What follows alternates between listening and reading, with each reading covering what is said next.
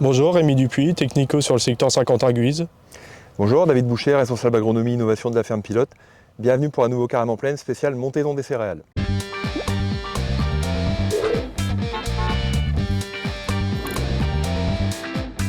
Avant de laisser la parole à Rémi pour vous présenter la parcelle, un petit point sur les installations de culture de printemps, notamment betterave, lin, orge de printemps. On a eu des très belles conditions cette année. Ça change, on n'était plus habitué. On retrouve des dates d'installation, notamment pour les betteraves, qui sont plus convenables que ce qu'on connaît depuis 2 ans. Vous voyez, il y a du soleil, on est vraiment plus habitué, donc on va dire que tout va bien. Les voyants sont ouverts, les cultures sont bien installées, les structures sont plutôt bonnes. Et puis tout doucement, les premières betteraves, les premiers lins sont en train de germer, donc vont bientôt sortir de terre. Il ne faut quand même pas oublier la pression limace qu'on a eue l'an dernier, donc si jamais il revenait à pleuvoir, surtout sur l'orge de printemps, il faudra intervenir assez rapidement parce que franchement ça ne pardonnera pas. En attendant, il fait beau, donc on s'en réjouit. Au niveau des betteraves, donc, on va attendre le lancement des désherbages. Vous êtes sans doute intervenu en prélevé, en pré-semis, voire même si jamais vous avez des grosses pressions. Pour maintenant, on va attendre et puis on va mettre en route le programme, mais on en parlera dans le prochain Carême en plaine. Au niveau des lins, enfin, les premiers semis vont bientôt au fond de la terre. C'est vraiment le stade critique pour les altises. Je disais, on a des belles conditions, mais on a quand même des sols un peu frais, donc ça ne va pas carburer. Soit vous avez aidé les lins avec un engrais Sartère, voire un biostime, type Accrécio par exemple. Et dans ce cas-là, ça va partir un petit peu plus vite, mais de toute façon, ça n'exonère pas du risque altise. Donc surveillez bien vos parcelles dès le fendillement, puisque dès le fendillement, les altises peuvent rentrer notamment en sol mouteux sous terre et aller manger le lin avant même qu'ils ne sortent. On se retrouve aujourd'hui dans l'Aisne sur la commune de Hauteville, sur une parcelle de blé précédant colza. Le semis a eu lieu le 7 octobre 2024 avec la variété LG Audace, avec une densité de 320 grammes au mètre carré. On est intervenu 10 jours plus tard en post-semis prélevé pour effectuer le désherbage, avec 3 litres de prosulfocarbe, 0,48 de flufénacet et 0,24 de DFF. On est revenu ensuite en sortie hiver pour effectuer le premier passage d'azote en solution à hauteur de 90 unités au stade talage. On est repassé dans la foulée avec 150 kg de kysérite. Et enfin, nous sommes passés le 24 mars 2025 avec un apport toujours en solution de 70 unités au stade épi 1 cm.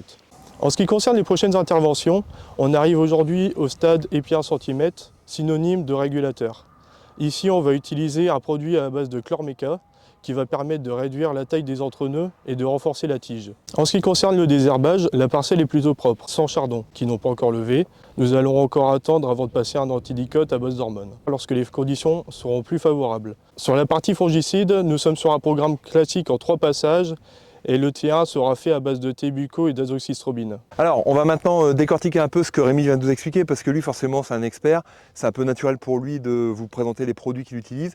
Maintenant, on va vous expliquer pourquoi on les utilise. Alors, il parlait de régulation sur cette parcelle. Effectivement, la régulation, ça se gère en fonction du risque verse. Le risque verse, c'est plusieurs paramètres, notamment la densité. Vous voyez là autour de moi, on a quand même une très belle population. On a une parcelle qui va très bien. On a une variété qui est quand même pas très résistante verse. Audace, c'est quand même quelque chose qui a tendance à s'appuyer en fin de cycle. On a ensuite la fertilisation azotée, ici elle est plutôt maîtrisée.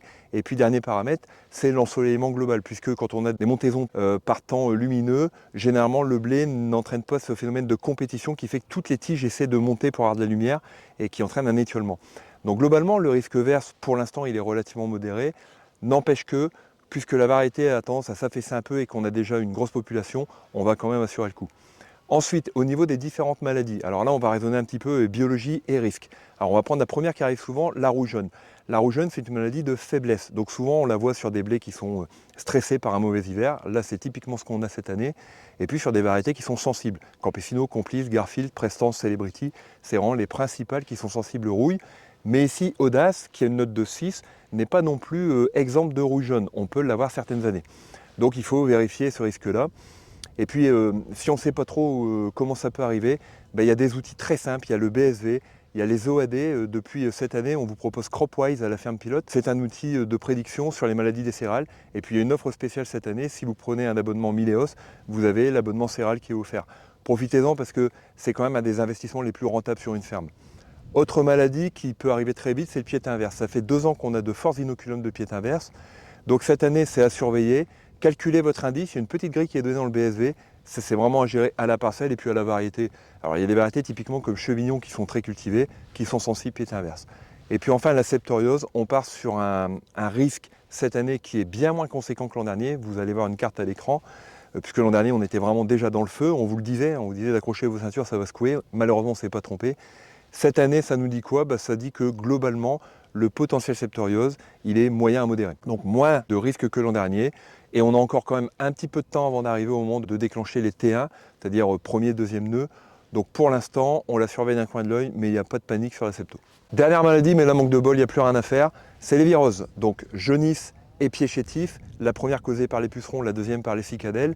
Donc ça, c'est parce qu'on a eu des températures élevées à l'automne qui ont favorisé leur déplacement et leurs attaques. Donc aujourd'hui, on ne peut plus rien faire, il fallait agir à l'automne. Et puis là, clairement, avec les automnes d'où qu'on prend, c'est faire des insecticides très régulièrement pour protéger toutes les feuilles.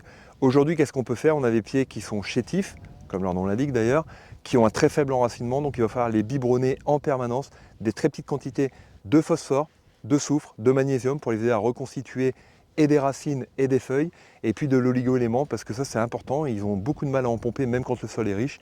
Et puis à part faire ça, il n'y a pas grand chose d'autre à faire. Il va falloir juste aider les plantes à être le plus vigoureuses possible et espérer un printemps pas trop sec, parce que là ça pourrait décrocher un petit peu dans les parcelles concernées. Merci Rémi pour toutes ces explications sur la montaison. Merci David. On espère avoir répondu à toutes vos questions. Si vous en avez encore, n'hésitez pas à contacter votre TC Carré. À bientôt pour un nouveau Carrément Plaine.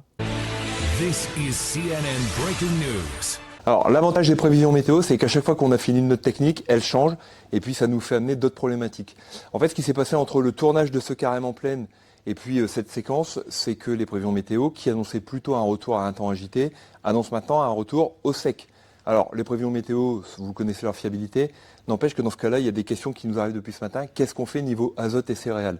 On pourrait être tenté de vite solder pour être sûr que ça marche, pour pas être pris de sec comme on a pu le vivre par exemple en 2022 ou en 2020. Sauf que cette technique-là, elle présente ce problème, ce risque d'être un peu faible en protéines à la fin, notamment sur des variétés comme Chevignon qui déjà ont du mal à faire de la protéine. Alors effectivement, ici sur la parcelle que vous avez vue, c'est de l'audace, c'est une variété qui est dite GPD+, c'est-à-dire qu'elle ne dilue pas la protéine, on fera facilement de la protéine. On est un peu moins contraint par ces techniques. Donc ce qu'on vous conseille, nous, c'est de ne pas solder trop vite l'azote. Forcément, on arrive à épier 1 cm sur les parcelles, c'est l'apport le plus important. Allez-y. Par contre, c'est pas une raison pour revenir une semaine après tout de suite remettre de l'azote. On aura le temps de voir venir les choses. Il y a encore de la fraîcheur dans les sols, il y a encore de la rosée le matin. Donc ne vous précipitez pas trop pour solder l'azote, parce qu'à la fin, s'il n'y a pas de protéines, on a un gros problème quand même sur les marchés mondiaux de concurrence avec des pays qui sont bien meilleurs que nous sur les taux de protéines, et ça peut nous pénaliser à la fin. Et d'ailleurs, en parlant de protéines, ce qui contribue fortement à la protéine, outre la variété, c'est le dernier apport d'azote. Nous, ce qu'on vous conseille, c'est d'aller vérifier à la fin, avec N-Tester, avec Olamsat, s'il faut encore de l'azote ou pas. Vous savez que les premiers apports ont été mal valorisés, les coefficients d'utilisation étaient mauvais.